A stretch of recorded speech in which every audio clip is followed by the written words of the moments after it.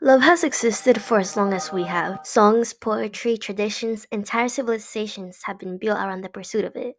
But the way we experience love today, it's unlike anything humanity has ever seen before.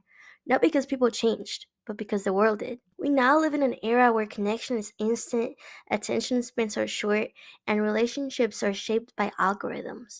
For the first time in history, technology isn't just influencing love, it's defining it. And yet, for all this so called progress, love feels more confusing than ever. The way we date, commit, and even break up has shifted in ways we don't fully understand yet. So the question is, have these changes made love better, or have they stripped it of what made it meaningful in the first place? Modern interpretations of romantic and love differ greatly from everything that we have ever seen through our millennia of human existence. This is because not up until my baby sister's birth year did we engage with love through the technologies that we do now. I know it's wild to think about, but before Gen Alpha was born, Tinder wasn't even used. And incels and femcels would not get on Instagram, Reddit, and Twitter to yap about how much they hate half of the human population. Dating apps and social media have transformed how people connect. No longer do we have courting rituals, meaningful letters and poems, deliberate intentions and efforts. No longer do we have gradual building of relationships that allow for trust and emotional intimacy to develop naturally. What we have instead is the following: an increased focus everywhere in looks and surface level traits rather than the contents of a potential partner's character. As algorithms prioritize conventionally attractive profiles, everybody who is normal ends up feeling like they are too ugly to be loved, while also judging the appearance of others way too harshly too, never being satisfied with real looking people. On dating apps, we have a casual swiping culture, fostering a mindset that devalues other humans and treats them as disposable. It reduces people into commodities and relationships into a game. It gives users the illusion of having an overwhelming number of options, which, under the paradox of choice, makes it harder to meaningfully commit to anyone at all. They promote quick matches and hookups and other forms of instant gratification that reduce and undervalue the ability to form much needed emotional intimacy.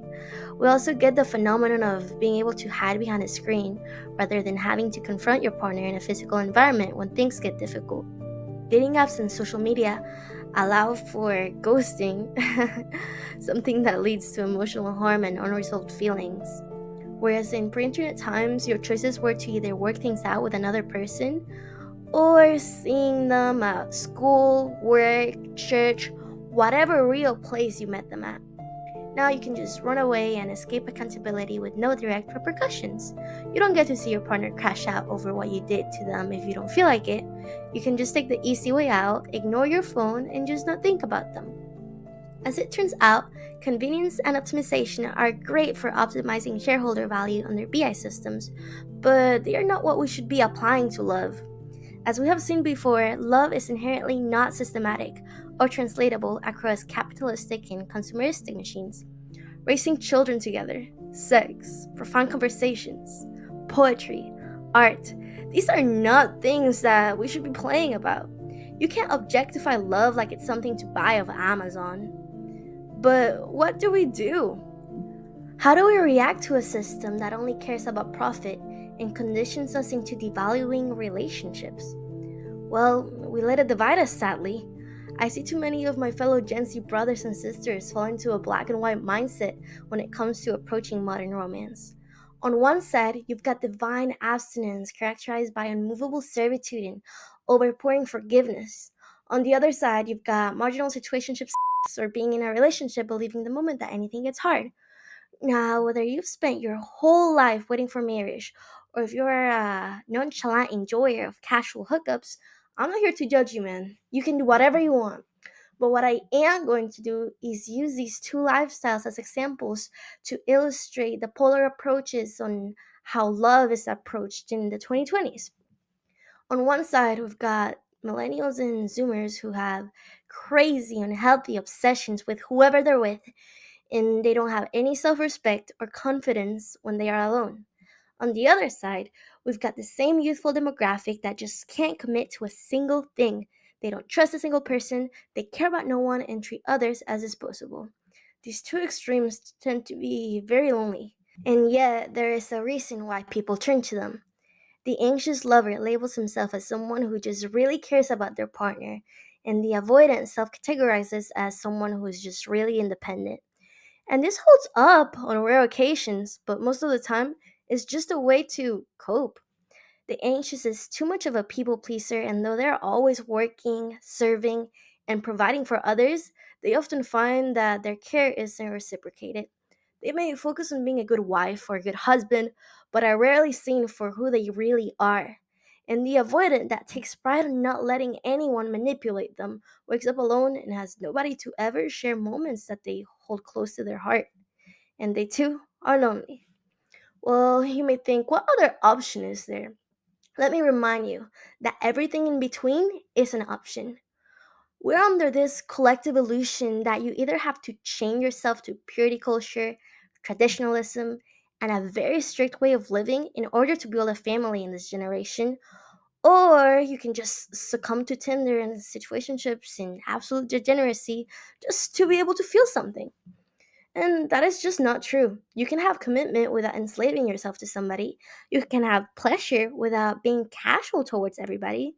Yet, I don't think we can picture this because we as a generation don't have a good idea of what balanced, healthy love looks like. And we greatly misunderestimate the amount of effort and sacrifice to have a love that is worth it. You see, you can't get good grades if you don't study. You can't get good gains if you don't train to failure. You can't get a loving relationship if you don't teach yourself how to be a good lover. Not a people pleaser, I mean an actual good lover. Not a narcissist. Dude, a good lover. Confident and secure. Able to respectfully articulate their thoughts and feelings, able to respect their partner's boundaries, able to maintain a balance that will push the both of you to be the best you can be. But I'm like that. Nobody else is like that. Are you sure? Work on bettering yourself. Remember meeting someone that you get along with, being friends with them, realizing that you share many of the same values and goals, confessing that you have feelings for each other, and then agreeing to sacrifice some of your liberties in return for unconditional companionship, support, and affection for the rest of your life is possible. But that's where we lose most of the interest in the sacrifice part, in the hard work part. Everybody wants someone to share special experiences with. Everybody wants someone who will inspire them to be the best person they can be, make them feel wanted, and make them feel like they belong. Everybody wants someone to hold them and keep them warm when they're cold, someone that makes them laugh, someone to vent to, someone to somebody that will stay through the thick and thin and see them for who they really are and still love them. But man, once we actually get that, how hard it is to not it all up. Unlike your scheduled classes, unlike your 9 to 5 shift, unlike the video games you play, unlike your Instagram feed, unlike your TikTok for you page, love is not a constant precedent and it will not be spoon fed for you to receive instant gratification. You must make plans with your loved one. You have to negotiate the way you do things with your loved one. You have to give without expecting anything in return. Love demands you to set your own boundaries, to communicate constantly, to think critically, and to feel deeply. And that responsibility and involvement of the unknown is scary for many of us because we have been used to systems being already set up for us, and we have been conditioned to put our thoughts and feelings away in exchange for a paycheck. But you are not made for just work, you're also made for love, which was made just for you. It was not made for machines. It was not made for NPCs. It was made for sentient, adaptable, perseverant human beings, dude. Now, if you want to hear more about this, if you like my voice and want to hear me talk more, I will be making another video about love, but more of how it relates to families than how it relates in a romantic sense, you know? And man, if two people can't love each other and two people don't know how to love each other, you can expect what it's gonna be like when a family grows out of that broken love. If you wanna hear me talk about that, it's gonna be the next video I drop, baby. And if throughout watching this video you didn't have a single person that you love to think about, Or maybe you like the capitalism part of the video more than anything else. Dude, I've got the perfect thing for you. The link in my description will teach you not how to build a relationship or, do hard things, but how to get money and how to get money in a really, really easy way. If you're like me and a tremendous amount of people these days, you scroll through TikTok. You've certainly seen all the people promoting items, and you think to yourself, man, I could do that. That is so easy. Let me tell you something, you can. If you click on the link in my description, you will have access to a completely free course that will teach you step by step on how to optimize your profits by working as an affiliate for the TikTok shop, which practically means that you're working hand in hand on TikTok. You're posting videos. It's gonna be super easy. You will make so much money, and it won't feel like work because it's TikTok, dude. And man, if you've got time to scroll, you've got time to make a video. I know it's awkward sometimes, especially if you don't want to show your face, but they will teach you alternative ways in which you can do it. And you can still make money and be like all of these people that annoy you in your For You page. You can be one of those people that are annoying, but also rich. And when the free trial ends, you can choose to continue the program, and everything that you spend into this program will go into supporting me directly, which is pretty epic and great. And I would highly appreciate that, as I am a very broke college student and starving artist. I also understand you may be a college student and a starving artist, and that's okay. I'm not talking to you. Just take it for free, man. Just take advantage of it. Do as much as you can until your free trial is over. For those that do have money, please, please, please give me some. The end.